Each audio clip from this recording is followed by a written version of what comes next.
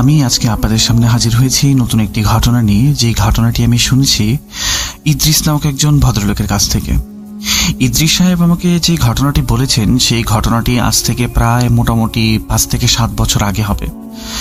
তো ওনার আসলে একটা ইচ্ছা ছিল ছোটবেলা থেকে, সেটা হচ্ছে জিন দেখার বা জিনের সান্নিধ্য পাওয়ার, জিন কিভাবে কাজ করে বা ওদের অরিজিনাল রূপ কেমন হয়, সেই জিনিসগুলি নিয়ে ওনার ছোটবেলা থেকে অনেক আগ্রহ ছিল।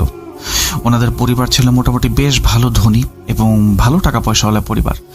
তো আর কোনো কাজ ওনার নাই, ওনাকে কিছু করতেও হয় না, বাবার ব্যবসা তখন বাবা একাই দেখছে। তো উনি ওনার বন্ধুদেরকে সাথে নিয়ে প্রায় সময় বিভিন্ন জায়গায় জিনের খোঁজে ঘুরে বেড়াতেন। অনেক জায়গা থেকে যখন খবর আসতো যে এখানে একটা হন্টেড বাসা আছে, ওনারা সেখানে চলে যেতেন, রাতও কাটাতেন, দিনেও থাকতেন। যেখানে অনেক অনেক মানুষ বলছে যে এই বাসায় এমন এমন সমস্যা বা এই বাসাটাতে এমন এমন ঘটনা হয়, ভয়ানক ভয়ানক ঘটনা। সেখানে ওনারা একেবারে বিনা ভয়ে রাত পার করতেন বা ইনভেস্টিগেশন জারি রাখতেন নিজেদের। এমন সময় ওনাদের সাথে কিছু কিছু ঘটনাও ঘটতো, যেমন রান্নাঘর থেকে প্লেট পড়ে যাওয়া, টেবিল থেকে কলম পড়ে যাওয়া বা বিভিন্ন ধরনের আওয়াজ শোনা। কিন্তু ওনারা এতটুকুই সাহসী ছিলেন যে এই জিনিসগুলি আসলে ওনাদের সাথে অনেকটা ইউজড হয়ে যায়। তারা অ্যাকচুয়ালি বেশি একটা কেয়ার করতেন না। Just like them care, we don't care about all this. আমরা আমাদের মতোই কাজ করে যাব। তো যাই হোক, একটা সময় আসলো, ওনাদের একটা ফ্রেন্ড সালমান, ওনার ফ্রেন্ডের নাম, উনি সৌদি আরব থেকে উমরা করে আসেন। উমরা করে আসার পরে ওনার বন্ধু ওনাদেরকে বলেন, 2 বন্ধুকে বলেন যে এই 2 বন্ধু একসাথে ঘোস্ট ইনভেস্টিগেশনে যেত। বলেন কি যে আমি তো সৌদি আরবে উমরা করতে গেছিলাম, ওখানে একটা মরুভূমির কাছে আমি একটা জিনের মসজিদ দেখছি। অনেক সব মানুষই বলে যে এটা জিনের মসজিদ। তো তোমাদের তো অনেক ইন্টারেস্ট, তোমরা যদি উমরা করে আসো বা ওইখানে গিয়ে দেখতে চাও তাহলে দেখতে পারো। ঠিক আছে, যেমন কথা হলো, তারা এই জিনিসটা শুনে খুবই এক্সাইটেড হয়ে যায়। ইদ্রিস ভাই ওনার বন্ধুকে বলেন যে আমরা চলো উমরা করে আসি।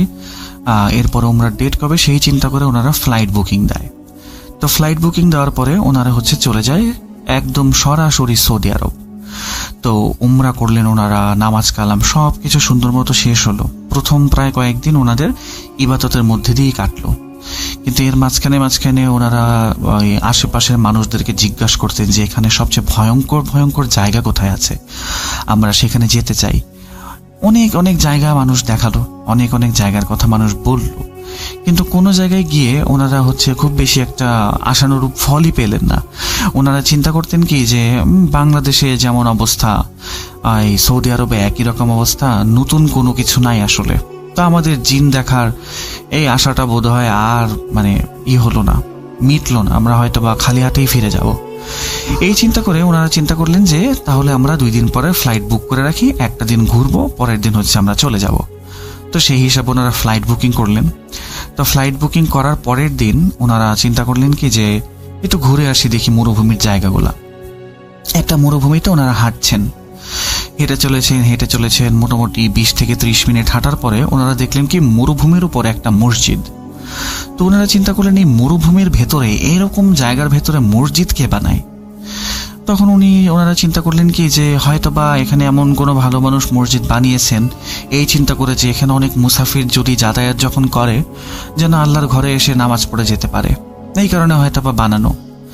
তো এখানে আসলে মসজিদ এরা এইভাবে মানুষই বানায় থাকে, বাংলাদেশের মতো না যেখানে সেখানে ইচ্ছা হলে মসজিদ বানালো, ওরকম না, ওখানকার নিয়মটা একটু আলাদা। তো এই কারণে ওনারা চিন্তা করলেন ইটস নট আনইউজুয়াল, হতেই পারে, ব্যাপার না। তো ওনারা আস্তে আস্তে সেই মসজিদটা দেখে চিন্তা করলেন কি আচ্ছা দেখি মসজিদের ভেতরে গিয়ে দেখি কি অবস্থা।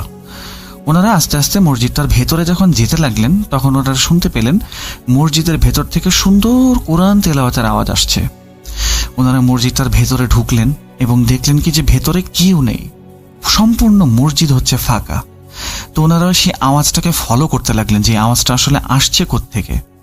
এরপর ওনারা কি করলেন, মসজিদের আরেকটু ভেতরে গেলেন এবং সামনে গিয়ে দেখলেন একটা জায়গা যেখানে পর্দা দেওয়া, সাদা একটা পর্দা দেওয়া, এবং পর্দার পেছনে হয়তো বা কেউ কোরআন তেলাওয়াত করছে বসে বসে। বাহির থেকে পর্দার বাহির থেকে দেখা যাচ্ছে ভেতর থেকে কারো শ্যাডো দেখা যাচ্ছিল। সাদা পর্দার ভেতরে যদি কেউ বসে কিছু কাজ করতে থাকে তার যে একটা ছায়া দেখা যায়, শ্যাডো, ওই শ্যাডোটা তারা দেখতে পাচ্ছিলেন। তো ওনারা যখন কিছু দূর সামনে আগালেন এবং সেই সাদা পর্দার কাছে গিয়ে পৌঁছালেন, তখন ওনারা উচ্চস্বরে একটা সালাম দিলেন, এই বলে যে আসসালামু আলাইকুম। তো কিন্তু ওনারা ওনাদের সালামের কোনো উত্তর পেলেন না। এরপরে যখন ওনারা পর্দাটা সরালেন, তখন দেখলেন কি পর্দার ওপারে কেউ নেই। তখন ওনারা দেখলেন কি যে সেখানে একটা দরজার মতো আছে পর্দার পেছনে।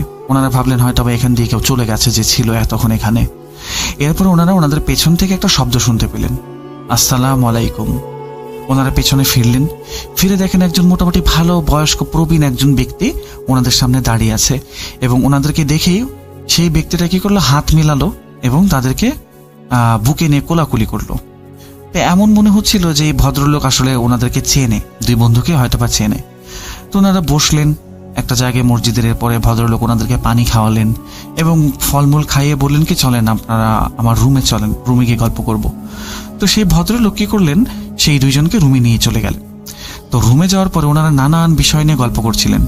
সেই ভদ্রলোকটা শুরুতে ইংলিশে কথা বললে ওনাদের সাথে, আস্তে আস্তে ওনাদের বাংলা ভাষার উচ্চারণ শুনে উনিও বাংলা ভাষায় কথা বলা শুরু করলেন। তখন ইদ্রিস ভাই জিজ্ঞেস করলেন যে আপনি সৌদি আরবে থাকেন, আপনাকে তো দেখে সৌদিয়ানই মনে হচ্ছে, আপনি এত ভালো বাংলা কিভাবে পারেন? তো উনি বললেন কি যে আমি এশিয়ার মোটামুটি অনেকগুলো ল্যাঙ্গুয়েজ আমি আয়ত্ত করেছি, যেমন বাংলা, উর্দু, হিন্দি, তারপরে হচ্ছে আরও বিভিন্ন ধরনের কয়েকটা ভাষার কথা বললেন। ইংলিশ, এই টাইপের ভাষা উনি বলতে পারেন, একদম সুন্দর ফ্লুয়েন্টলি বলতে পারেন, আমাদের মতো করেই বলতে পারেন। এরপরে কথায় কথায় সেই ব্যক্তি ওনাদেরকে জিজ্ঞাসা করলেন যে আপনারা এই টাইমে এই জায়গায় কি করছেন? তখন ওনারা ওনাদের ডিজায়ারের কথা জানালো যে আমরা তো আসলে সৌদি আরব আসছিলাম, একটা জিনের মসজিদের কথা শুনছিলাম আর জিন দেখতে চাইছিলাম আমরা, কারণ আমার ছোটবেলা থেকেই ইচ্ছা যে আমি জিন দেখবো। তো জিন দেখার জন্য এই জায়গায় আসছি, আসলে জিনের সাথে কথা বলতে, জিনের সাক্ষাৎ পেতে আসছি। তখন সেই ব্যক্তির একটা হাসি দিয়ে বলেন কি, সৌদি আরবে তো ভাই মানুষ আসে আল্লাহকে খুঁজতে, আর আপনারা জিনকে খুঁজতে আসছেন। Interesting, very interesting. তো এই কথা শুনে ওনারা কিছুটা লজ্জাও পান যে মানুষ যেখানে আল্লাহর সান্নিধ্যে আসতে চায়, আমরা জিনের খোঁজ করছি। তো ওনারা তখন এই জিনিসটাকে ইগনোর করে ওই লোকটাকে জিজ্ঞাসা করেন যে আপনি এখানে কি করছেন? সেই ব্যক্তিটা বলে কি, আমি এই মসজিদের মুয়াজ্জিন আর আমি এই মসজিদের ইমাম, আমি নামাজ দেই, আমি আজান দেই, আবার আমি নামাজ পড়াই। তো এরপরে ওনারা জিজ্ঞাসা করলেন সেই ভদ্রলোককে যে আপনি কি কখনো জিন দেখেছেন? বা এই মসজিদটা এত দূরে, এখানে তো আমার মনে হয় না কোনো মানুষ নামাজ পড়তে আসে, আসলে তো কোনো জিনই আসবে। তখন সেই ব্যক্তি বলেন কি যে হ্যাঁ, আমি জিন দেখেছি, আমার অনেক জিনের সাথে বন্ধুত্বও আছে, কিন্তু জিন আপনারা যে দেখতে চান, আপনারা জিনকে কখনো তাদের স্বরূপে দেখতে পারবেন না। তখন ওনারা জিজ্ঞেস করেন যে কেন? তখন সেই ভদ্রলোকটি বলে কি, কারণ আল্লাহ তাআলা জিনের অরিজিনাল যে রূপটা আছে সেটা আমাদের মানুষ জাতির কাছ থেকে লুকিয়ে রেখেছেন। তো আপনারা অরিজিনাল রূপ দেখতে পারবেন না, তবে মানুষ হিসেবে আমি আপনাদেরকে দেখাতে পারি যদি আপনারা চান। ওনারা তো খুবই এক্সাইটেড হয়ে যান, বলেন কি হ্যাঁ হ্যাঁ আমরা অবশ্যই জিন দেখবো, আমরা এত দূর থেকে বাংলাদেশ থেকে আসছি অবশ্যই জিন দেখার জন্য, তো আপনি আমাদেরকে জিন দেখাবেন দয়া করে। উনি কিছুটা চিন্তায় পড়ে গেলেন এবং বললেন কি ঠিক আছে, আমি আপনাদেরকে দেখাবো, কিন্তু আপনাদেরকে আমার জন্য একটা কাজ করতে হবে, একটা শর্ত আছে। তখন ওনারা জিজ্ঞেস করেন যে কি শর্ত? সেই ভদ্রলোক বলেন কি যে এই মসজিদে প্রতিদিন আজকে থেকে 3 দিন, মানে টোটাল 3 দিন, এই 3টা দিন আপনাদেরকে এই মসজিদে ঈশান নামাজ আদায় করতে হবে। তো ওনারা রাজি হয়ে গেলেন, বলেন কি এটা আর এমন বড় ব্যাপার কি, ঈশান নামাজ তো আমরা পড়ি, এটা এই মসজিদে এসে পড়লে তো কোনো সমস্যা হওয়ার কথা না। তো এই বলে হচ্ছে ওনারা সেদিনের মতো চলে যান হোটেলে। তো এরপরে সেই ব্যক্তিটার সাথে ওনাদের আর দেখা হয় নাই, রাতের বেলা দেখা হবে। ও আচ্ছা, এখানে একটা জিনিস মিস করে গেলাম, সেটা হচ্ছে ওই ব্যক্তিটা যখন হচ্ছে ইদ্রিস ভাইদের সাথে কথা বলছিলেন, তখন এটাও জেনে নিয়েছিলেন যে ইদ্রিস ভাইরা আসলে থাকে কোথায়, ওনাদের হোটেলটা কোন জায়গায়, এটা জেনে নিয়েছিলেন উনি। তো এরপরে ইদ্রিস ভাইরা ওনাকে একবার জিজ্ঞাসা করেছিলেন যে আপনি কি আমাদের সাথে মজা করছেন নাকি আসলেই জিন দেখাবেন? তখন সেই লোকটা বলে কি যে ভাই, আমি কি মসজিদে বসে আপনাদের সাথে মজা করব বা মিথ্যা বলবো? আল্লাহ উপর থেকে আমাকে দেখছেন না, কেন মজা করব? আমি সিরিয়াসলি সত্যি কথা বলছি। তো যাই হোক, সেদিনের মতো ওনারা দিনের বেলা চলে আসলেন হোটেলে এবং ওনাদের ফ্লাইটের বুকিংটা ক্যান্সেল করে পরের 3 দিন পরে বুকিং ওনারা দিলেন। মানে 3 দিন ওনারা থাকবেন, 4র্থ নাম্বার দিন বুকিং দেওয়া হলো, ওনারা জিন দেখে চলে যাবেন।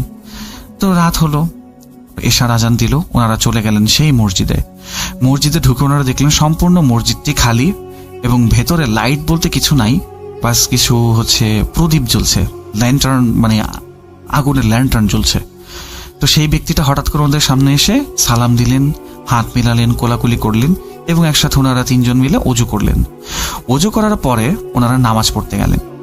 তো যখন নামাজ পড়ছিলেন ওনারা ইমাম সাহেবের পেছনে, মসজিদ একেবারেই খালি, কিন্তু যখন উনি তাকবীর দিলেন এবং আল্লাহু আকবার বলে হাত বাঁধলেন, তখন ইদ্রিস ভাই এবং ওনার বন্ধুর কাছে মনে হচ্ছিল যে মসজিদ সম্পূর্ণ ভরা।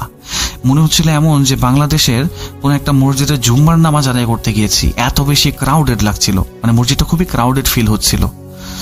তো নামাজ পড়া যখন শেষ হয়, ইমাম সাহেব যখন সালাম ফেরান, তখন ওনারা নফল নামাজ আদায় করার জন্য পেছনের দিকে যেতে চাচ্ছিলেন, কিন্তু ইমাম সাহেব তাদেরকে ইশারা করে বসিয়ে দিলেন।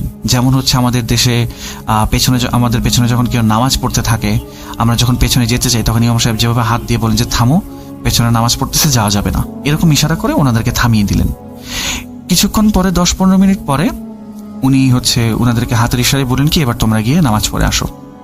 ওনারা পেছনে চলে গেলেন নামাজ পড়তে। নামাজ পড়া শেষ করে ইমাম সাহেবের সাথে কথা হলো এবং ইমাম সাহেবকে উনি জিজ্ঞাসা করলেন, ইদ্রিস ভাই, যে মসজিদটা এরকম ভারী কেন মনে হলো, এরকম ক্রাউডেড কি কারণে মনে হলো, আপনি বলেন তো আমাদেরকে। কিন্তু ইমাম সাহেব বলেন কি যে আপনাদের এই যত ধরনের প্রশ্ন আছে সব প্রশ্নের উত্তর আমি দিব, কিন্তু আজকে না, 3 নাম্বার দিন রাতের বেলায় আমি উত্তর দিব, এছাড়া আমি উত্তর দিব না আপনাদেরকে। তো যাই হোক, সেই দিনের মতো ওনারা রাতের বেলা হোটেলে ফিরে আসলেন এবং এর পরের দিন ওনারা নামাজ আদায় করতে গেলেন রাতের বেলা, সেখানে নামাজ আদায় করলেন এবং সেই একই ধরনের ঘটনা, মসজিদ ক্রাউডেড ফিল হচ্ছে। ওনারা এবার নামাজ পড়ার পরে ওয়েটই করতে থাকলেন পেছনে যাওয়ার, কখন ইমাম সাহেব অনুমতি দিবেন বা ইশারা করবেন পেছনে যেতে দেওয়ার, ওই টাইমের জন্য ওনারা ওয়েট করতে লাগলেন। মোটামুটি 10-12 মিনিট পরে ইমাম সাহেব ওনাদেরকে অনুমতি দিলেন হাতের ইশারা করে, এবং ওনারা পেছনে গিয়ে নামাজ আদায় করে ইমাম সাহেবের সাথে হাত মিলে কোলাকুলি করে চলে আসলেন। তো এরপরে আসার আগে ইমাম সাহেব বললেন কি আগামীকালকে কিন্তু 3 নাম্বার রাত, আপনারা এখনো চিন্তা করে দেখেন আপনারা কি জিন দেখবেন নাকি দেখবেন না। তো ওনারা কিছুটা ভয় পেলেও বললেন কি যে না না, আমরা দেখবো, কোনো সমস্যা নেই, আমরা দেখবো, আপনি তো ওয়াদা করেছেন আপনি দেখাবেন, তো আপনি আমাদেরকে দেখাবেনই, আমরা দেখব। তো এই বলে ওনারা চলে আসলেন। তো পরের দিন যখন প্রায় মাগরিবের টাইম হয়ে গেছে, ওনাদের শরীর যেন কাঁপছে এবং ওনারা খুবই এক্সাইটেড যে আজকে আমরা অবশেষে আমাদের যেই ডিজায়ারটা ছিল সারা জীবনে, আমরা জিন দেখতে চেয়েছিলাম, and today this is going to be the reality, we are going to meet a jinn. তো এই চিন্তা করে ওনাদের রাতটা কাটছিল খুবই এক্সাইটমেন্টে। এরকম এক্সাইটমেন্টের একটা টাইমে আজান দিল, এশার আজান। তো এশার আজান দেওয়ার পর ওনারা চলে গেলেন সেই মসজিদে। ঠিক আগের মতো ঘটনা, মসজিদ ভারী মনে হচ্ছে, ক্রাউডেড মনে হচ্ছে। তারপর ইমাম সাহেব ইশারা করে নামাজ পড়তে বললেন। সবকিছু করার পরে ইমাম সাহেব এবার নামাজ পড়ে ওনাদের দিকে ফিরে বসলেন, বসে বললেন কি যে দেখেন, আমি আপনাদেরকে শেষবারের মতো একটা জিনিস জিজ্ঞাসা করছি, আপনারা কি আসলেই জিন দেখতে চান কি না। তখন 2 বন্ধুর শরীরের ভেতরে ভয় এমন ভাবে বাসা বেঁধেছিল, কিন্তু অবশেষে শখের কাছে ভয় হারি মেনে নেয়।